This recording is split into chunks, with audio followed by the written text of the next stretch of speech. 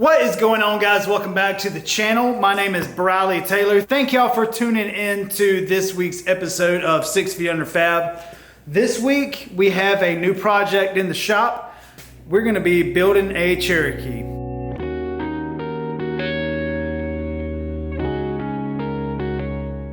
So I have built a Cherokee on my channel before. It was the white budget build Cherokee. It was really just rough country parts here and there, and then it was just Amazon parts. Basically, we tried to stay under $4,000 for that Cherokee build. This one is going to be, it's not really a budget build because we are putting a lot of expensive parts, but we're not doing the whole 40s and 1-ton axles. I think this is a 1999 Jeep Cherokee XJ.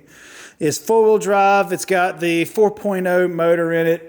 And it does already have a lift on it. I believe it is a Skyjacker. So this is not my Cherokee. This is a buddy of mine. He asked me to help him put on all of these components right here because obviously he has a lot, as you can see by my table right there. But this is a Jeep that he got recently. It had some rust on the unibody, kind of like the white one that I did. And he went and he redid a lot of the unibody. He's actually done a lot of work to this Jeep already. I say it looks daggone good. Still does have some rust in some spots, so he did what he could to be able to get it to my shop. And now we've just got to finish up the build. He can be on the trail and on the road in no time. So I'm gonna go over some of the stuff that we have to do to this Jeep. I believe he said he's got to bring me some more boxes that have come in. But it looks like it got some unibody stiffeners I have to weld on right there. And then I got some brake parts. Then I have the Barnes unibody stiffener in the front. It's basically a support that just goes up underneath the front there to give that unibody a little bit more rigidity. We're going to be doing a, oh gosh, there's a lot. We're going to be doing a 3-link suspension system from CavFab. We've got the 3-link arms right here, got the 2 lowers and the 1 upper. We're going to be putting on a Barnes truss. We're doing a slip yoke eliminator. We're going to be doing some new linkage. Those are for the 3-link there. Got the Johnny joint for the Dana 30 in the front. Got the new track bar mount. Got the track bar, tie rod, drag link. And then we have the track bar mount that's going to go on the Dana 30. Got the new rear spring hangers. Got some coil springs from Rusty's. Oh, and we got parts down here. We got a drive shaft. Got the shocks. Shocks, pegs. We're going to be putting on a new bumper right there. The bumper's not here yet. So you can see all the boxes back there. This is a lot of parts that we're going to be throwing at this Cherokee here. So I believe this Cherokee has had a rough life before making its way to my shop. As you can see here, it's got some rust there. I think he did the comp cut. I think he was kind of inspired by the white Jeep that we built in the shop. But it looks like he put the new leaf springs on, got the new shocks on. So it looks like he has the stiffeners welded on in the rear, but just not anywhere else, which that's fine. Let's see what the interior looks like. Ew. Typical Cherokee stuff. It's not terrible. But for the most part, the body is not in bad shape. So there's a lot of parts that I have to throw on this Jeep. There's going to be a lot of metal fabrication. There's going to be a lot of welding. There's going to be a lot of work, and I really don't have a lot of time to work on this because I've got a lot of other projects that I need to get going, especially this J10. So let's go ahead and dive into it.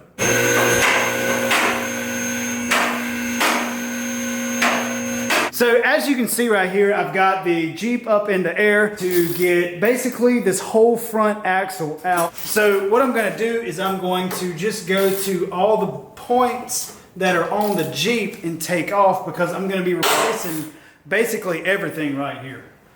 So I'm going to start with the lowers right here and then go to the uppers, and then I'm just leaving the bolts in them so that way I can lower the Jeep back down, take all the bolts out, and then the axle will just be on jack stands.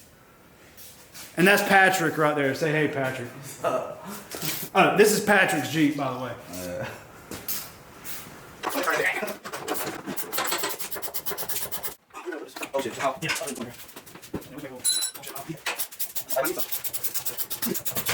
So just so you know, I do have the transmission jack up underneath the axle. That way it won't do any sudden jolts or anything, or hopefully it won't. But I've got to get the drive shaft out. I forgot about that. Even though the Jeep is up in the air, whenever you spin this, or whenever you get a wrench on it, it'll start to spin. But if you just take a long flathead screwdriver and you can lean it up against something and it won't spin anymore. So that way you can get your drive shaft bolts out.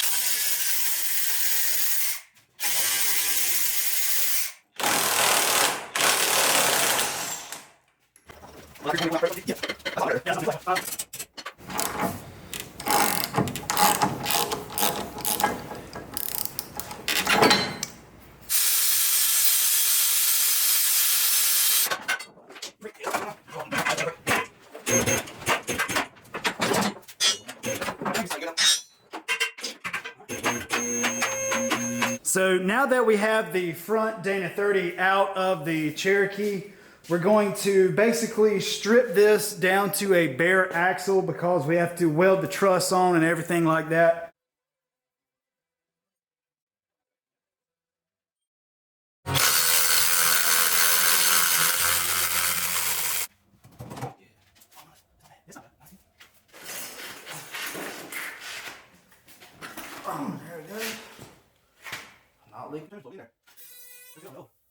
So we got the transfer case out here. You can see I got it cleaned up just a little bit. I just hit it with a wire wheel, some paint thinner, just because it was completely covered in mud. So I've got to put that slip yoke eliminator on at some point. Patrick is over here scraping the unibody of that nastiness right there because we got to weld the frame stiffeners on, or the unibody stiffeners. How's that going? Pretty good. Well, so we've got to get all this down to bare metal, and then we got to cut these brackets off right there. I really want to go ahead and clean this whole frame up, or this whole unibody up, before I tear into that, just because I want to clean up my shop before I start tearing anything mechanical down. So I'm gonna get my plasma cutter out, and I'm gonna go ahead and start cutting these brackets off right here.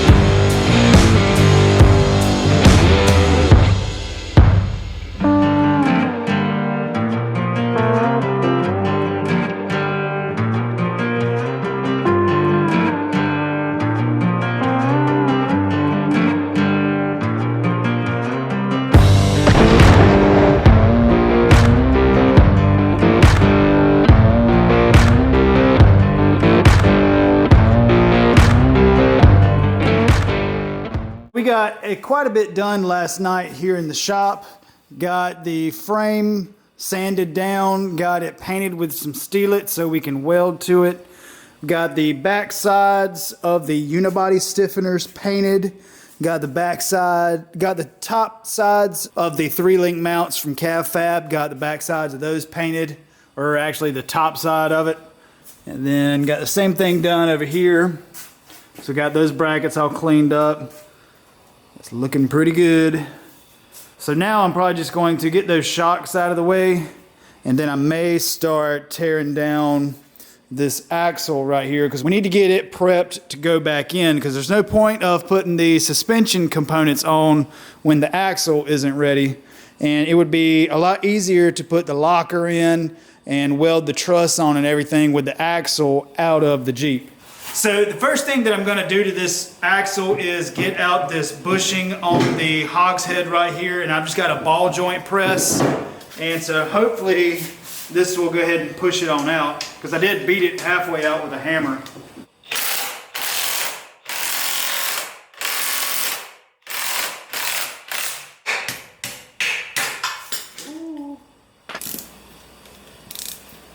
Will you get my little impact ratchet? Or an impact gun, whichever one. This is about to fall too.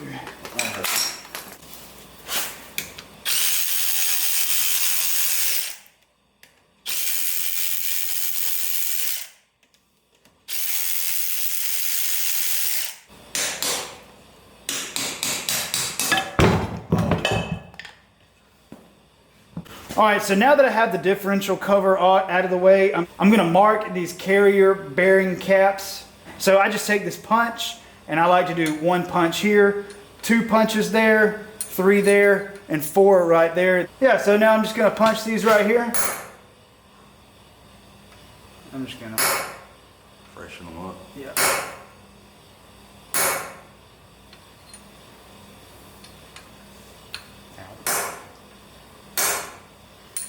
So now I can take these caps off and I'll know exactly the orientation in which they came out.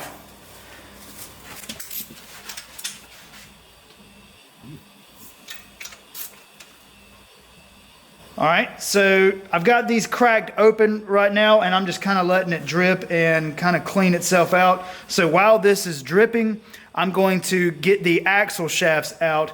That way when I take these caps off, the whole carrier will come right out as one assembly. The first thing I'm going to do is take off this cotter pin. I wasn't trying to destroy it, but... And then there's a little safety washer right here that you have to take out. Just like that. And then you got this nut right here that we have to take out. This nut is a 36 millimeter.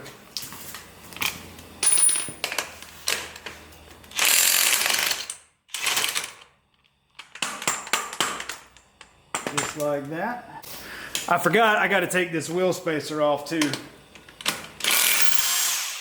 So now with that spacer off, I can take the rotor off. You can see this unit bearing right here. And there's 3 bolts on the back side of that. And I'll show you how to take those off now. So you got 3 bolts right here, like I was saying. You got one there, and then there's one on the back side. And they are a 13 millimeter, but you got to use like a star. You got to use like a star socket. And sometimes these can be bears to break loose, but maybe this one won't be. All right, so we broke that one loose. It was really tight, but once they break loose, they come right on out. So I'm gonna break all 3 of these and go ahead and get all 3 of these bolts out. Now that I have those 3 bolts out, I need to get this unit bearing off, or this hub bearing, whatever you want to call it.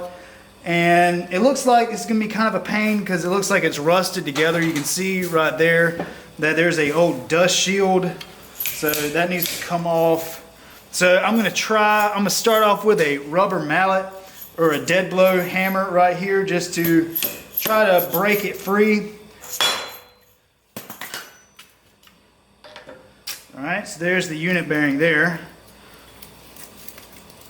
And this is a dust cover. I don't know how much dust that's going to cover there. But as you can see, here's the unit bearing.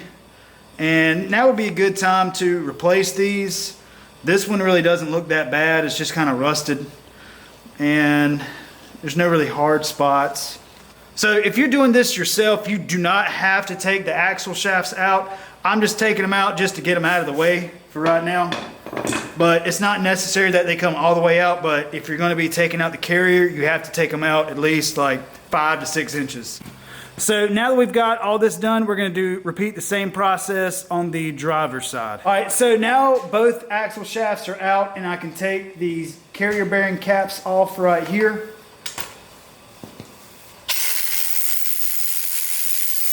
So now this should come right out with a little persuasion.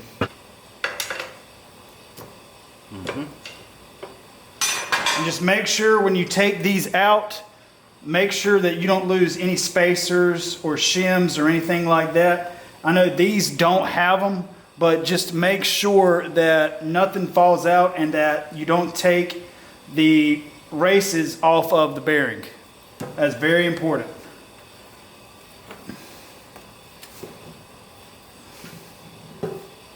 So take it out just like that. It's like a newborn baby. Newborns are slippery. So I went in and cleaned this up as good as I can with just a shop rag. And now I'm actually going to put the diff cover back on and just put a couple of bolts in, because I'm going to be doing a lot of welding and cutting and grinding. And I don't want any sparks or debris getting inside the differential here. So one of the main reasons why I took the carrier out is I'm going to be preheating this cast iron right here. And I just didn't want to damage the bearings or anything like that. It may not be necessary to some people, but I'm putting a locker in, so I needed to take it out either way. So I'm gonna go ahead and get this diff cover back on. And now I'm to the point where I need to get this axle basically cleared off. I need to remove this link mount, and then I have to cut off this track bar mount right here. And because I'm going to be putting the CavFab over the axle track bar mount right here, so I'm going to have to basically just get a clean slate on this side right here, and then I'll be able to mock this up. There's a couple of different ways you can cut this. You can cut it with a grinder or a plasma cutter or a torch. Personally, I'm going to use a plasma cutter and then just come back with my grinder and clean it up, and that way I can make it all nice and pretty.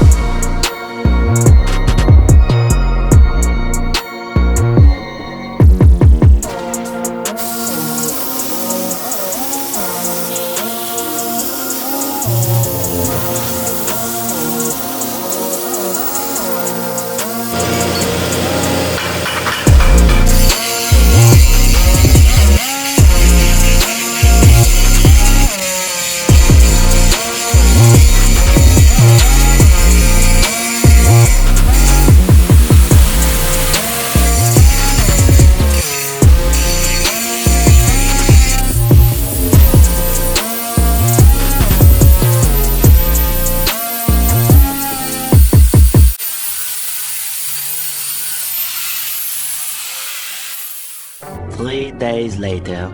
So I am back in the shop. It is a rainy day here, so I apologize for any audio aggravations because of the rain on the top here. But anyway, we got a lot of stuff to do, so I'm gonna go ahead and get started. So the last thing that y'all saw us do was we cleaned up this Dana 30, and so our plans are we're gonna be welding the Barnes truss, and we're gonna be putting on this CavFab mount right. I did go ahead and put the heim joint for the track bar in, and it's gonna live somewhere about like that. I gotta get my degree finder on it and find exactly where it needs to go, but it's gonna be about like that. But that is going to get in the way of my Barnes truss. So there is the really cool Barnes truss, and you can see right here those are not going to play nicely together, so I'm gonna have to basically make it work, which is fine because this is good metal, that's good metal, so I can weld these together somehow. I just have to make them fit better. So this has tabs right there that just go on the back side. But my main concern is getting this track bar mount correct, because in all honesty, this can move just a little bit around because we're not running the 4th link on top of this. We're running a 3-link. But then again, if the owner of the Jeep wants to ever put a 4th link back on here, I want it to be readily available Basically, I want this to be able to swap over to a 4-link system if need be. So I've got to do some toying around with that. Now I really need to go ahead and get this stuff tacked on. But before I do that, I really need to measure this a bunch to figure out exactly where it's going to go. So I'm just going to take a degree finder.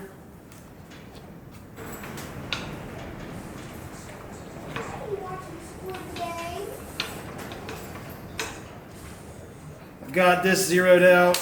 Now I need to zero out this. So this looks like where it's going to live. I've already verified everything, and now I just need to go ahead and tack this on.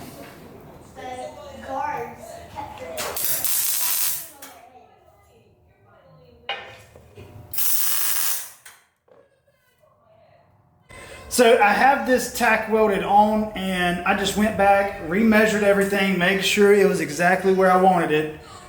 Make sure the degrees is exactly where I want it. That's perfect right there. But I want to get the truss mocked up first before I fully weld anything. So I'm going to put a couple more beefy tacks on here, and then we'll start working on that truss.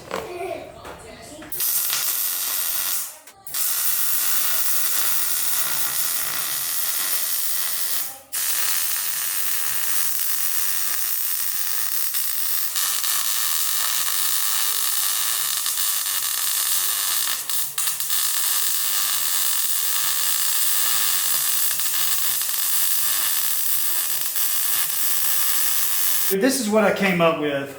So on this Barnes truss, I just cut out this section right here to notch for the bracket for this track bar, and then I notched it right here. So I'm really not taking any structure away from this because I'm going to be welding this mount to this truss right here. So it fits on just perfect. And then I get my degree finder on it.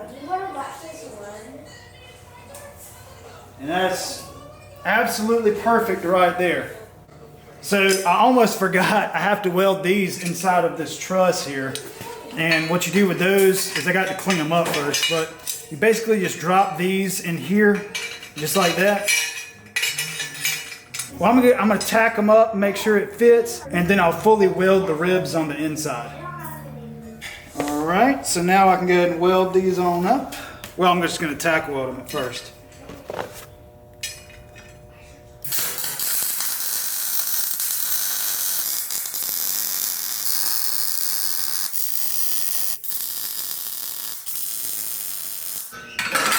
So now I can see that the ribs that I put in are fine, and I can go ahead and fully weld those. Man, that's gonna look really good. So now I'm just gonna powder coat this real quick.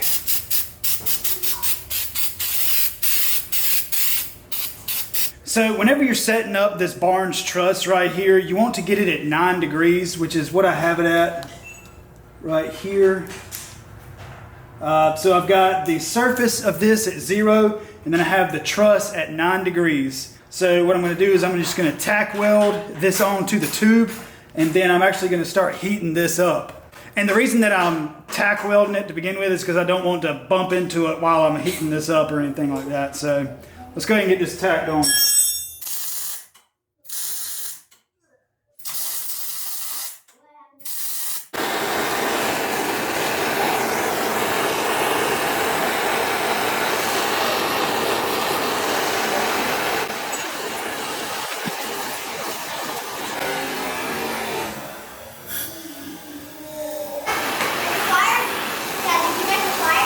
Yeah.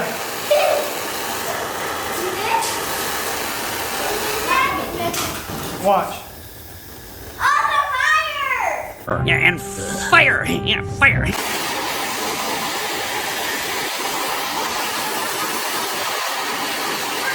The reason I'm heating this up is because this metal is going to cool down faster than this metal. So you want to get this one up closer to welding temperatures. And then what I'm going to do is heat this all up, and then I'm going to weld it. I'm going to ping it, and then I'm just going to wrap it up with a welding coat and let it cool off for a couple of hours, and then I'll come back to it.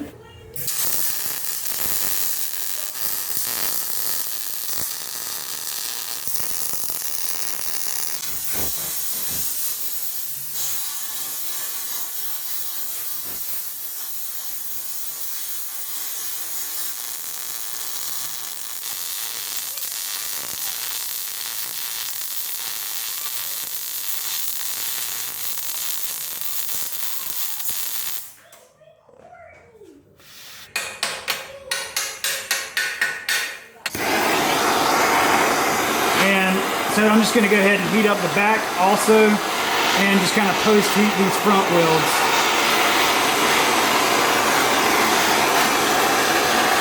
So the reason I ping it, some scientific reason, but it kind of shocks the atoms inside of the metal and makes it not want to crack. I don't know, it's just some kind of science. I'm going to wrap this up really good with a welding coat.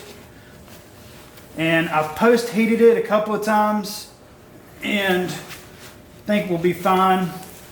I'm just gonna wrap it up real good and come back out here in a couple of hours and see how it's doing. It's been about 6 hours since I've been out here. Let's see what we got. Hey, no cracks. That weld I'm happy with. This one could have been better. I should have heated this up just a little bit more, but it'll be okay. And I got this welded up there, got it welded on the back side. But now what I'm gonna do is I'm gonna start slowly welding this truss up. Get out of the way. But I'm gonna slowly start welding this truss up. I'm just gonna do a stitch weld here, stitch weld here, stitch weld here. Just kind of be jumping all around because I definitely don't wanna heat up this axle too hot. Whew! Almost fell.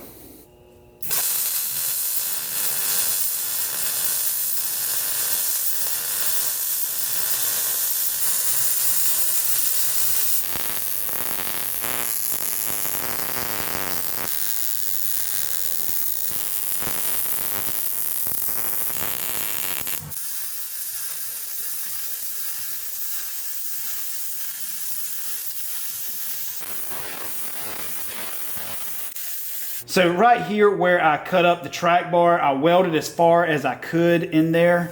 And so what I'm gonna do right here where I kind of chopped up this track bar mount, the factory track bar mount, I'm gonna take this piece of 3/16 plate and weld up right there.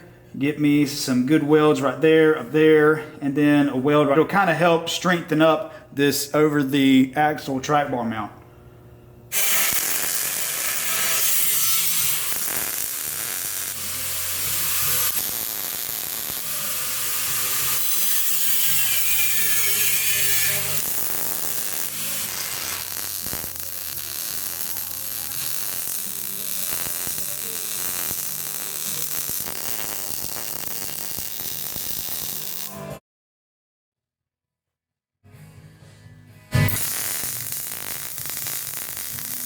So you can see right here, I've got everything all welded up. I did kind of take my time and just weld here and kind of just jump all around.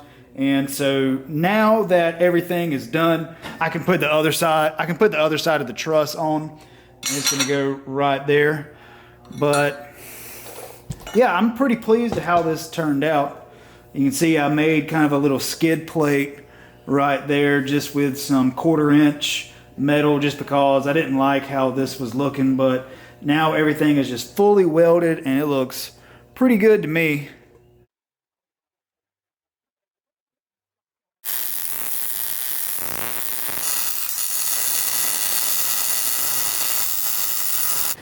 All right, so it is the next day. I've got the truss completely welded in. You know, I did clean up a little bit. And I would say this looks pretty good. There we go. Oh, and there's Pickle. And there's Autumn. Pickle. Pickle. Pickle. What were you